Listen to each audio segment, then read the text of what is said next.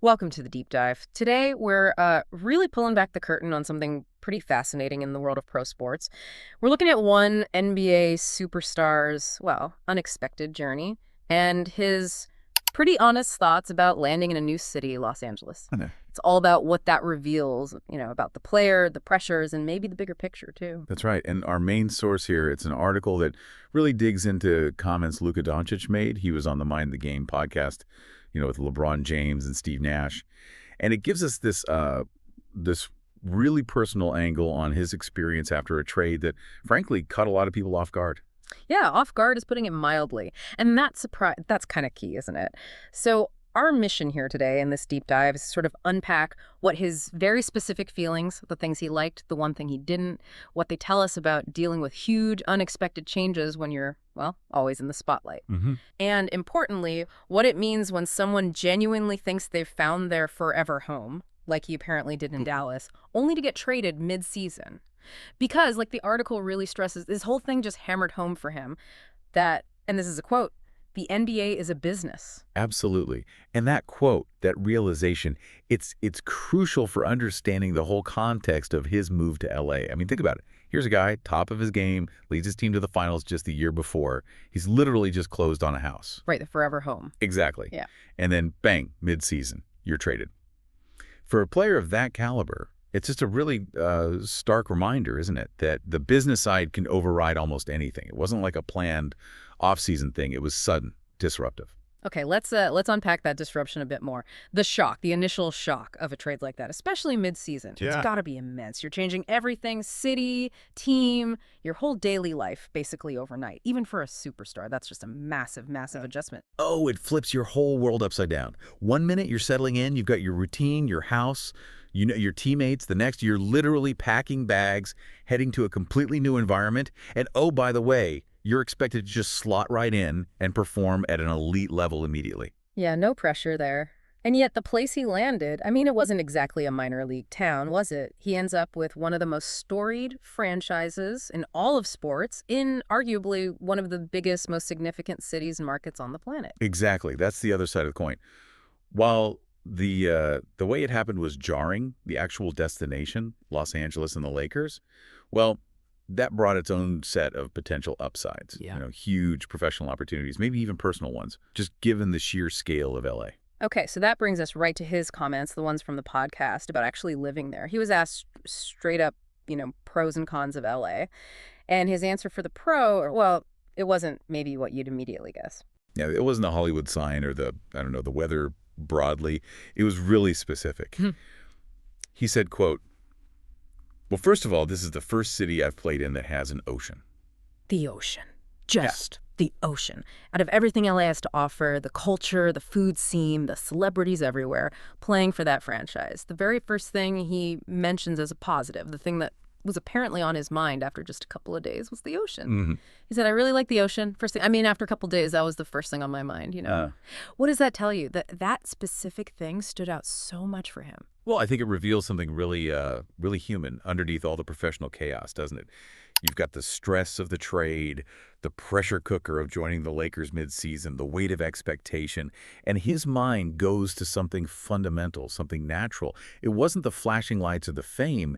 It was the actual physical presence of the ocean that made the biggest positive impression first. It kind of suggests maybe he was seeking some calm or just appreciating that natural element amidst all the craziness. It's just a fascinating detail, isn't it? Especially given the scale of everything else changing around him. Okay, so that was the big pro, the ocean. What about the flip side? The downside he mentioned. Well, according to the source, he only mentioned one single con. Just one. And yeah, it's probably the one that anyone who's ever driven in LA can guess immediately. It has to be the traffic. Bingo. He just said it very plainly. The only thing is the traffic. That's almost funny in a way.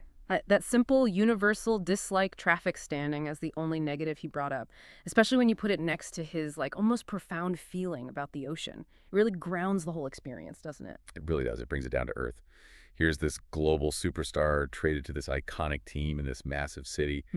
And the main friction point he voices, the daily grind of just trying to get from A to B. I did. Relatable, right? It sort of puts his LA life in perspective. It's not just about the arenas and the cameras. It's also about the everyday stuff everyone there deals with. And speaking of cameras and attention, the article also touched on another very LA aspect of playing for the Lakers, the celebrities. Yeah. You know, the constant stream of famous faces sitting right there, courtside. That's definitely more of a thing in LA than, say, Dallas. Right. And they asked him about that too. Did it affect him? His answer was interesting, kind of nuanced. He basically said, no, not really. It doesn't affect his game. But then he added, but every game there's famous people watching our game sitting courtside. That's amazing to see, but not really, not that much. So it's that mix again, not really suggesting he's focused, maybe used to the spotlight, but also acknowledging, yeah, that's amazing to see. What do you make of that blend, that sort of detached appreciation? I think it shows a level of maturity, maybe, and focus. He's there to do a job, play basketball at the highest level. But he's not, like, completely numb to the environment either. He can recognize that the LA's celebrity scene is, well, a unique spectacle, something amazing to see, Yeah. without letting it actually distract him or get in his head when he's playing. So not really affect him. It suggests he can kind of compartmentalize the buzz from the task at hand. Makes sense. Okay, so moving beyond just the city and the atmosphere. The trade obviously had a huge impact on the court, too. Specifically, it put him on the same team as someone he apparently really looked up to. Yeah. Oh, absolutely. That was highlighted as a major silver lining, perhaps, getting to play alongside LeBron James. The article notes LeBron was a player in Doncic, quote, grew up studying and idolizing. I mean, imagine that. Suddenly you're teammates with your idol. Yeah, that's got to be surreal. And even though their time together that first season was pretty short, just those couple of months after the trade, he apparently said he, quote, enjoyed it very much. And he talked about learning things from LeBron even in that short window. And that, I think, is really insightful.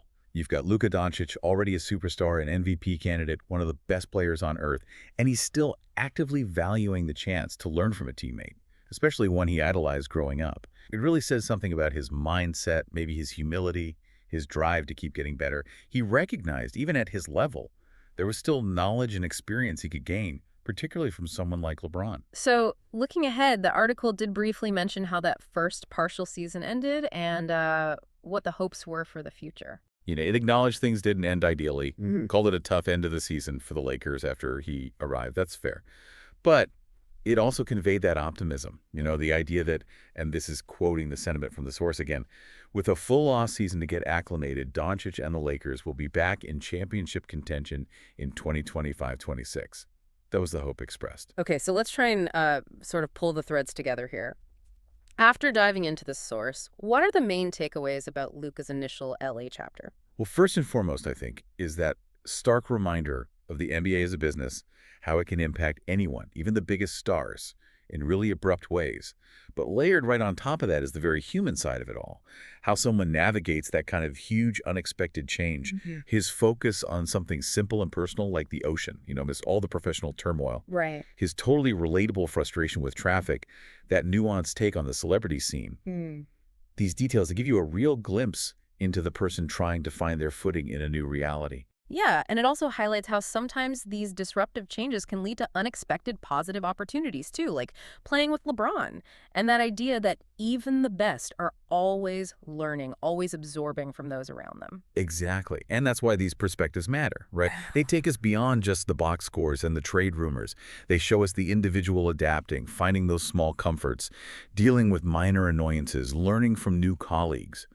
These are all things, honestly, that we can probably connect with in our own lives, even if we're not, you know, NBA superstars dealing with a blockbuster trade. It definitely humanizes the whole process. It shows that these huge careers are shaped by this complex mix of massive professional forces and sometimes surprisingly down-to-earth personal reactions. Well, that's that, yeah.